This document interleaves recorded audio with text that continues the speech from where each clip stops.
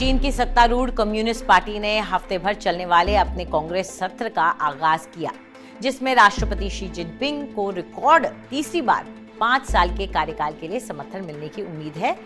लेकिन communist party के अधिवेशन में यूं तो चर्चा चीन की राजनीति, कोविड, राष्ट्रपति शी जिनपिंग के कार्यकाल के विस्तार पर होनी चाहिए थी, लेकिन बीजिंग स्थित द ग्रेट पीपल्स हॉल के अंदर एक विशाल स्क्रीन पर गलवान में भारत के सैनिकों के साथ झड़प का वीडियो दिखाया जा रहा था। नमस्कार, मैं हूं अंजलि इस्तवार। आज तक डिजिटल में आपका स्वागत है।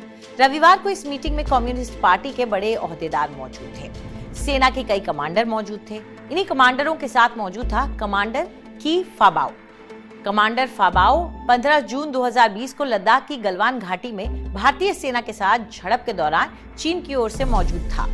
इस लड़ाई में ये कमांडर भारतीय सैनिकों के हाथ लग गया था और भारतीय सैनिकों के जवाबी हमले में गंभीर रूप से जख्मी भी हो गया था। फाबाओ समेत अन्य कमांडरों के बीच द ग्रेट पीपल्स हॉल में भारत के जवाबी एक्शन का वीडियो फ्रेम बाय फ्रेम दिखाया गया। चीन के सबसे बड़े राजनीतिक और सैन्य जमावड़े में भारतीय सैनिकों के साथ चीनी सैनिकों की पिटाई के ये वीडियो दिखाना इस बात का संकेत है कि गलवान में भारत का जवाब चीनी नेतृत्व के मनोविज्ञान में गहराई तक समा गया है। आपको बता दें कि कम्युनिस्ट पार्टी के अधिवेशन में कुल 2296 डेलीगेट्स शामिल हो रहे हैं। इन डेलीगेट्स में 304 प्रतिनिधि चीन की सेना के हैं। इन्हीं 304 कमांडरों में से एक है की फाबाओ। इस अधिवेशन में वीडियो के उस हिस्से को चलाया गया जहां की फाबाओ भी मौजूद था। कमांडर की फाबाओ के जरिए चीन भारत को चिढ़ाने की नीति पर काम करता है।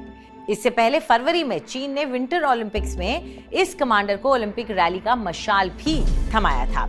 आपको बता दें कि जून 2020 में जब दुनिया कोरोना के प्रकोप से जूझ रही थी, तो लद्दाख के गलवान घाटी में चीन ने भारत के साथ उसी विश्वासघात की नीति अपनाई जो चीन की सैन्य नीति का हिस्सा रहा है।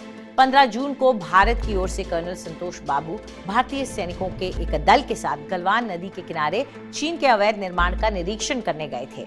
तभी घात लगाए बैठे चीनी सैनिकों ने भारतीय सैनिकों पर हमला कर दिया। ये रात का वक्त था। चीनी सैनिकों के अचानक हुए हमले से भारतीय सैनिक कुछ सेकंड के लिए तो चौंक गए, लेकिन भारत ने तुरंत जवाबी हमला किया। उस रात खून जमा देने वाली सर्दी में भारतीय और चीनी सैनिकों के बीच जोरदार भिड़ंत हुई। इस भिड़ंत में कर्नल बाबू समेत भारत के 20 जवान शहीद हो गए। भारत ने अपने सैनिकों के बलिदान को स्वीकार किया, लेकिन चीन ने यहाँ भी चालबाजी की। चीन ने पहले तो कहा कि उसके कोई जवान नहीं मारे गए, लेकिन कुछ महीनों बाद घरेलू दबाव में चीन ने अपने 5 जवानों के मारे जाने की बात स्वीकार की। लेकिन सच्चाई ये नहीं है। बाद में अंतर्राष्ट्रीय मीडिया ने इस बात की पुष्टि की कि उस लड़ाई में चीन के 38 सैनिक गलवान नदी की तेज धारा में बह गए थे। इस हमले में चीन अपनी कैजुअल्टी को आज भी दिलेरी के साथ दुनिया के सामने स्वीकार करने से हिचकता है, क्योंकि इससे उसका दुनिया की बेस्ट आर्मी होने के दावे का पाखंड टूट जाता है। बहरहाल, हमारे इस वीडियो को लेकर आपकी क्या राय है, कमेंट सेक्शन में हमें जरूर बताएं। साथ ही देश और दुनिया की तमाम बड़ी खबरों के लिए सब्सक्राइब करें आज तक।